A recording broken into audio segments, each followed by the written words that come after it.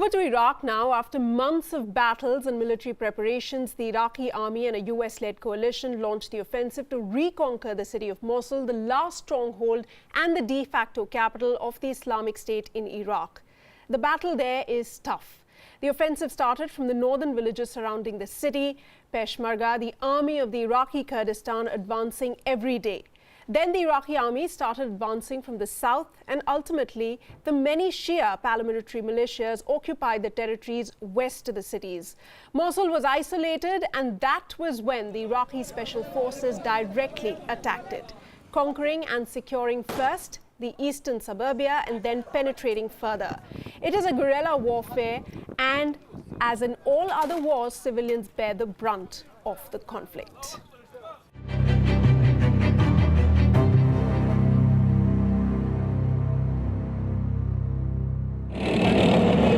The offensive to reconquer Mosul, the last stronghold of the Islamic State in Iraq, started 6 weeks back.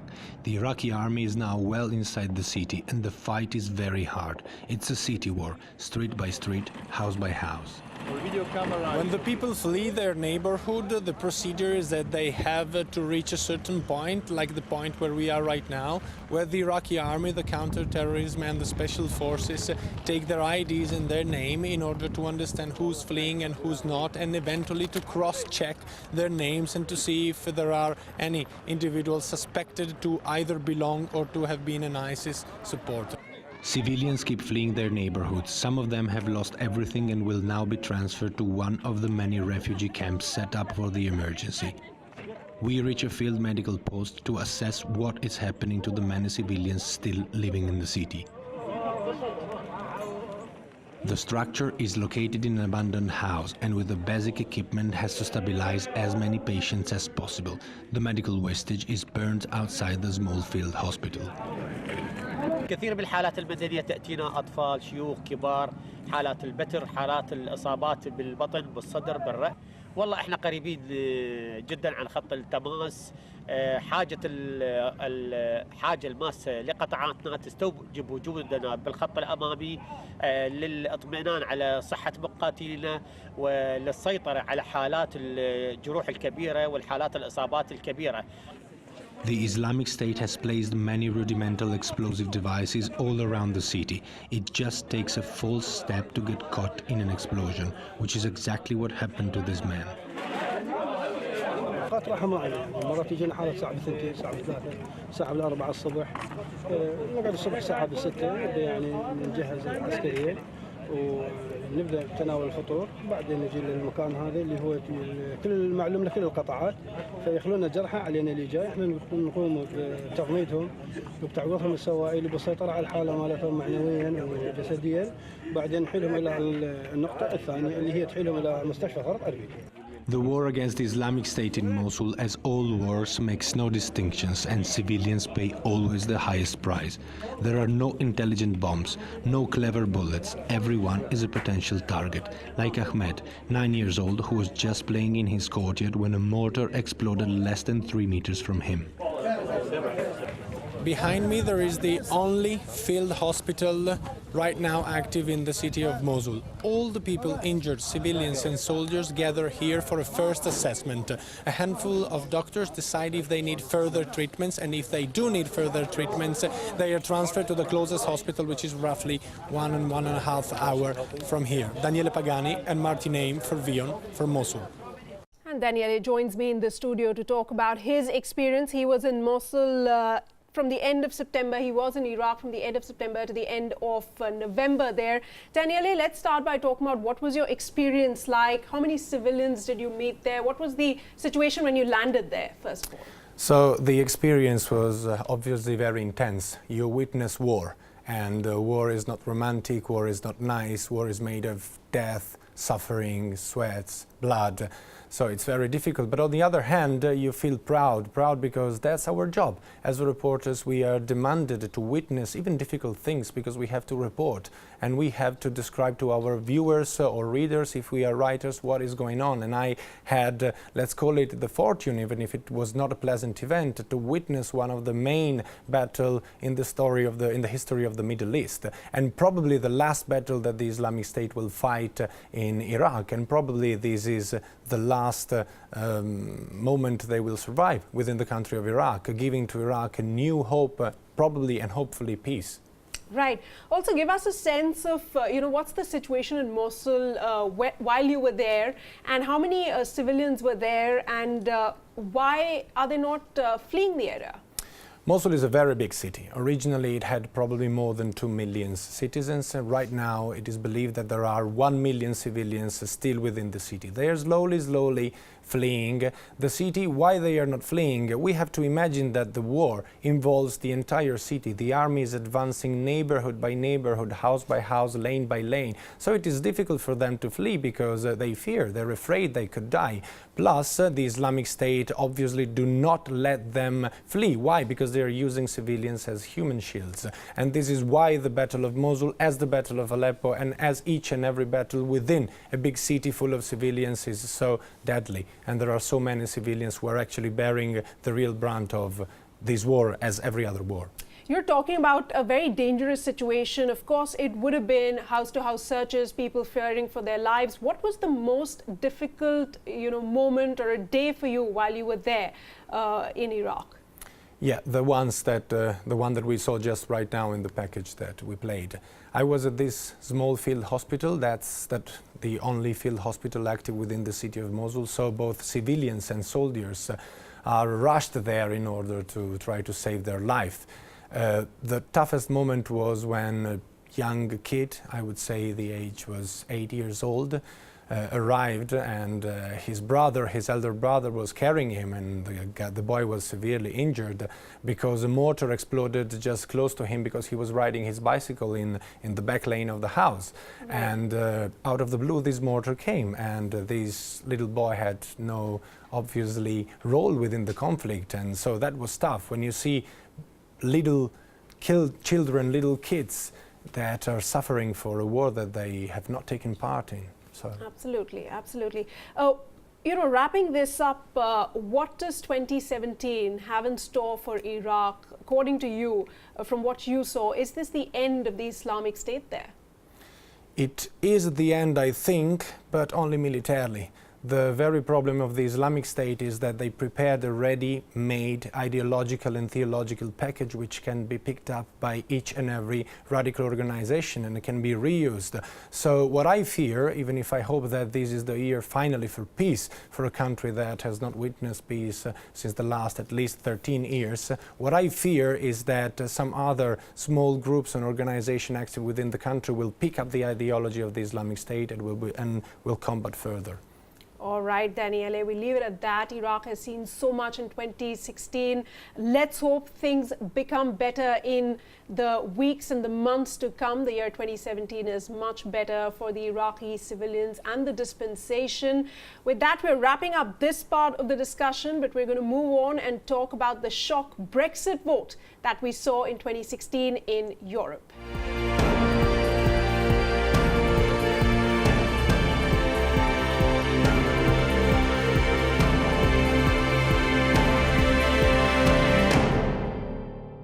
And now let's talk about the vote that shocked the United Kingdom and Europe. On the 23rd of June, UK voters were asked a simple question. Should the United Kingdom remain a member of the European Union or leave it? However, the campaign leading up to the referendum exposed complex, deep divides in British society, tragically demonstrated by the murder of MP Jo Cox just days before the vote. Then, in a shock result, Leave campaigners triumphed on referendum night, meaning the UK will now leave the European Union. Brexit will change UK politics forever, and that change began right from day one. I think the country requires fresh leadership to take it in this direction. I will do everything I can as Prime Minister to steady the ship over the coming weeks and months. but I do not think it would be right for me to try to be the captain that steers our country to its next destination. And to talk more about that, I have with me our correspondent Giles Gibson, who had a very close eye on the entire Brexit at the time it happened. Giles, let me start by asking you, how big a shock was the result after, the campaigning and early polling? Well, I think the early polling in the early days of the campaign showed a clear lead for Remain. But then as the weeks went on, as we got closer and closer up to that, the voting day, the Leave numbers were shooting up. They definitely were, but I don't think anybody could have expected Leave to win by up to 4 points. They got 51.9%, 52% of the vote essentially, and Remain were on 48%. And I think this is really demonstrated by how the financial markets react. Of course, the old saying is that financial markets anticipate, and they really did not anticipate Brexit whatsoever. I was looking at the numbers earlier today. The FTSE 100, one of the main stock exchange indexes in the UK, was down by 8% the next day, which is a huge drop, and the pound sterling is the same. It dropped by 10% overnight. So yeah, I think you can say this was an unexpected result from the vote, for sure. Right, nothing like Britain had ever seen before. But what was the mood like in the country right after the voting happened? Well, I actually landed the day after the vote had happened, and it was palpable in the air, this feeling that the sort of political sands of the country were sort of shifting below your feet. We saw that clip. David Cameron announced his resignation in a sort of the pre-dawn light after the vote. Then we saw the Labour Party, that Brexit vote triggered a revolt against their leader, Jeremy Corbyn. And even the Leave campaigners who triumphed in this vote, they were divided, they were splintered. We saw that one of their main claims during the campaign was that the National Health Service in the UK would get an extra £350 million per week.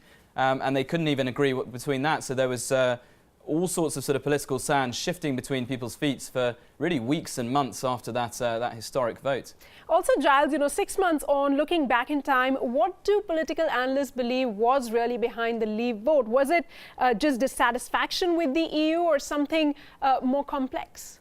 I think that's very difficult to sort of pin down what the feeling was in the country, but a poll by CNN Comres yesterday actually said that if the vote was repeated today, 6 months on, that the same result would occur. So clearly that anti-EU feeling, whatever it comes from, is still there in the country. But really the challenge for the new Prime Minister, Theresa May, is to try and bring in those 49%, very nearly half of the UK electorate, to try and bring them along on this journey to leave the European Union, even though they voted against it. All right, and looking forward, when will the UK finally exit the European Union, and what will Britain post the exit look like? Well, that's the really big question right now in UK politics. Theresa May, the Prime Minister, has said that she's going to trigger Article 50 by March 2017, which means that that triggers the formal process of negotiations, and the UK will have 2 years to leave the European Union. So that would put the UK leaving the European Union around March 2019. But the big sort of issue is that many people in the UK still want to stay in the single market. Of course, it's the biggest export market for the UK, Europe. But alongside that, European leaders, the EU itself, the European Commission, they're all saying that if you want to stay in the single market, you're going to have to keep the freedom of movement of people. And that's something that the majority of the UK voters who voted for Brexit would not want to see. So we'll have to see exactly what post-Brexit UK looks like in the next couple of years. Right. And lastly, I wanted to know, what would it mean for a person living in Britain, the Brexit vote, and once the formal exit is complete? Well, I think that's the big challenge. So there are people who voted for Brexit, and they want to see, the big slogan of the Brexit campaign was take back control. They wanted more control over the judicial system. Of course, the European Court of Human Rights is the highest court in the European Union, so people wanted that. But the big challenge is going to be bringing along voters who said no, they don't want to leave the European Union. And that's not just a few people, it's 49% almost of the electorate. And it's going to be bringing those people along on this journey. And Theresa May has said that Brexit means Brexit. So the actual issue is not up for discussion. It's just what the country is going to look like in 2019 when they eventually leave. So Theresa May, in all probability, will be walking this very thin line to, appease both the yes and the no voters as far as Brexit is concerned. In 2017, in that sense, it's going to be a decisive year for Britain as to how it moves forward by formally and how it will formally exit the European Union. Thanks so much, Giles, for joining us for now. With that, we're moving on to the other big story.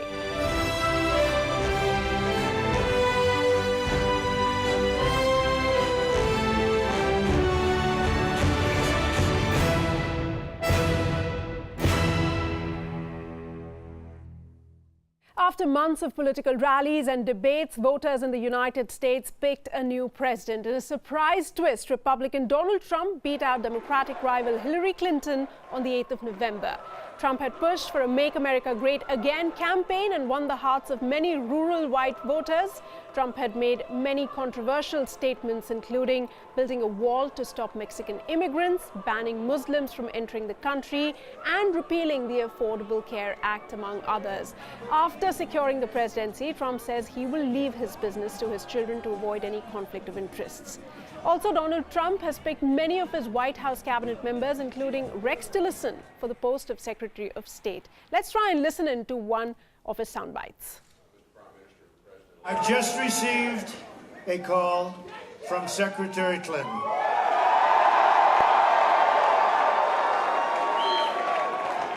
She congratulated us, it's about us, on our victory. And I congratulated her and her family on a very, very hard-fought campaign. I mean, she fought very hard. Hillary has worked very long and very hard over a long period of time, and we owe her a major debt of gratitude for her service to our country. I mean that very sincerely.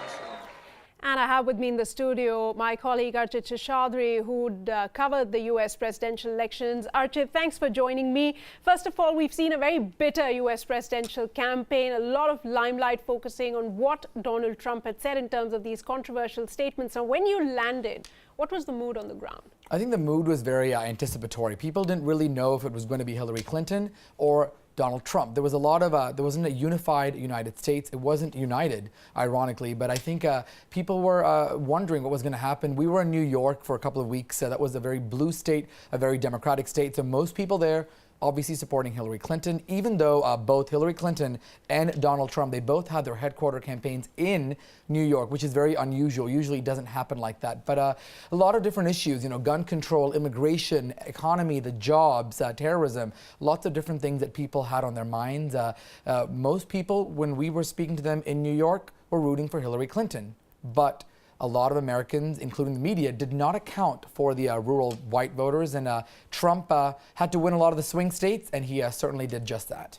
And none of the political pundits saw that coming. But talking about the debate that's now raging on in the United States about the popular vote and the electoral vote, give us a sense about, what people are saying there and what's happening in this regard. Well, the electoral vote is 538 electors around the country, the Electoral College. That's how the American political system works. Many people say it's outdated. It just doesn't make sense. Clearly in this election as well, Hillary Clinton had more than 3 million votes ahead of Donald Trump. So she clearly won the popular vote, but she lost out on the electoral Exactly, college. And he got the 270 minimum needed, which he certainly did. He got well above 300. So he won the electoral vote and ultimately became the 45th president. So people are wondering, is the system just too archaic? Is it outdated? Does it make sense? So that's the big debate. Ironically, Donald Trump himself said this election could be rigged. And, we'll have to wait and watch if he will indeed abolish the Electoral College system. But that, again, people say, analysts say it's going to take a lot, amendments to the Constitution. It's a complex procedure, right. But a debate has been started nevertheless. Well, I'm going to come back to you in just a bit. Let's also talk about this report. Islamophobia has been brought back into the limelight this election season. This after Republican presidential candidate Donald Trump, while he was campaigning, talked about banning Muslims from entering the U.S. In response, Democratic presidential candidate Hillary Clinton brought Khizr Khan to speak at the DNC, where Khan criticized Trump, highlighting the story of his son who fought for the United States and died during the ongoing Iraq war. We WION's correspondent Archit Seshadri took a trip with several New York City cab drivers, many of whom are Sikh but are mistaken for being Muslims. Take a look. You see them on every block in New York City. Yellow cabs. It's a good way to make a living in New York City because I don't have any other qualifications, so it's better to drive and afford your family. Ravinder Singh is one of many taxi drivers in the city who are South Asian. 2 out of every 10 are Sikhs. Sometimes they called us Osama bin Laden. I think they are ignorant, so we don't want to say anything to them and just we close the door and come back. Ravinder says most people confuse Sikhs for Muslims because of the turbans. I think it's misidentification. People don't recognize the Sikhism is totally different than the Muslim people. Other cab drivers, like Satnam Singh, share similar sentiments. Just on the road, I'm driving, they will say something bad words, like Bin Laden or go back India, like that they speak. It hurt me, because I'm not part of Osama bin Laden. We are very peaceful people and love this country. We are making a living here, growing up family. Both say dealing with racist remarks just comes with the job. It's horrible, but I can't do anything. I cannot run behind them and teach them or fight with them. We try to explain him who we are, what's our religion, how peaceful we are. The discrimination is not as bad as in other parts of the country. I've been in Michigan. I bought a convenience store, and that was in the white people, white village. They hate us too much. They don't accept anybody. They discriminate too much. But in New York, I never felt that. Only a few places like Gurdwara, they are attacking and damaging the building or beating the people. But for now, these cab drivers educate others, one passenger at a time. I understand that people, they don't understand me, so I keep quiet, or sometimes if they try to listen to me, I tell them I'm not a Muslim, I'm Sikh. I think it will take a time, but one day people will realize that we are nice people. This is the 9/11 memorial here in New York City. It's been 15 years since the September 11th attacks, and since then, many Sikhs who live here say they've become targets for racial slurs and simply being called Muslim terrorists. But they say it's not as bad here in New York City as it is in other parts of the country, where many gurudwaras have been attacked simply because people think Sikhs are Muslims. Reporting in New York, Archit Seshadri, WION. Looking at that report, it's imperative to ask that after Donald Trump takes over in January as the next US president, what does it mean for South Asians? What does it mean for the community as such? Archit, what do you have to say? You know, right after Donald Trump was elected back on November the 8th, many people were thrilled and others not so, excited by that. Mostly people who are minorities or immigrant communities worried about racial backlash or any kind of discrimination. People had seen signs in neighborhoods that said, go back to your country. Even children in some classrooms were telling, other students, you don't belong here. So that sense of divide, that sense of unity is still lacking. We'll have to see how Donald Trump will be able to bring the United States unified and make everybody there feel at home. That's going to be a big challenge considering what he said throughout his campaigning. So then what to expect in 2017 in terms of, for Donald Trump, for the Republican Party, considering they're coming after two terms of Democratic rule in the US? Well, the first 100 days of Donald Trump's position at the White House is going to be crucial. What policies will he do? How will he build relations with other foreign leaders, including South Asia? What type of things will he do with the Obama's policies, the Obamacare, taxes? Lots of things up for debate, completely different than the Democrats. The Republicans are going to have their own slew of policies. We'll have to see how those all shape out. Of course, January 20th, the big day when Donald Trump will be officially inaugurated. All right, Archit, we'll leave it at that. With that, it's time for me to wrap up this special broadcast of Reporters Take 2016, where we talked about some of the biggest events of 2016. We're taking a very short break. Stay tuned to WION.